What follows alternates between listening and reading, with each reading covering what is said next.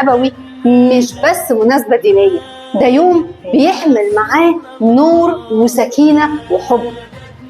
واحنا في شنطة فاشن هنفتح صفحتنا النهاردة على زمن الرسول صلى الله عليه وسلم، ونشوف ازاي كانت الموضة والأزياء انعكاس للجمال والبساطة.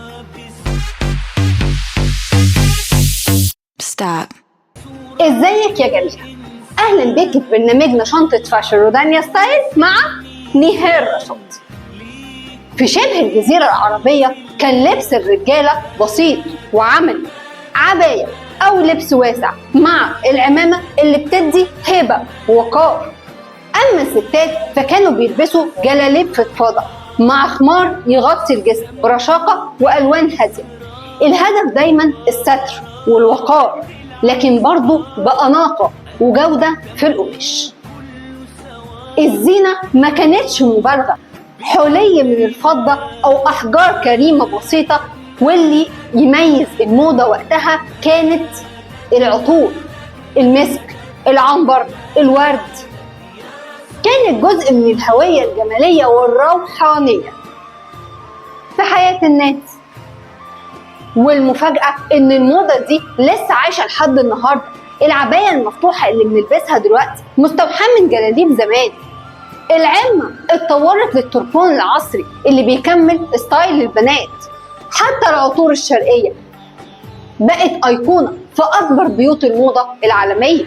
الموضة مش بس قماش بيتفصل، الموضة تاريخ، ثقافة وروح. وفي مولد النبي عليه أفضل الصلاة والسلام بنتعلم إن الجمال الحقيقي بيبدأ من النقاء والبساطة. لو عرفنا نستلهم ده النهاردة هنكون مش بس شيك من بره، لكن كمان من جوه. وكده نكون وصلنا لنهاية حلقتنا عن الأزياء وتاريخها المثير. يا رب تكونوا استمتعتوا واستفدتوا بمعلومة جديدة عن مولد سيدنا محمد عليه أفضل الصلاة والسلام. الأزياء مش بس ملابس، دي جزء من هوايتنا وثقافتنا.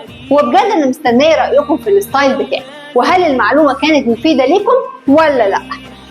وما تنسوش تتابعوا رودانيا ستايل على الفيسبوك وعلى الانستجرام @رودانيا ستايل، وكمان زوروا موقعنا www.rodaniastyle.com. استني الحلقة الجاية من شنطة فاشن رودانيا ستايل، يمكن نروح بلد جديدة أو زمن بعيد. وافتكروا دايما life is party dress like it. Bye. Stop.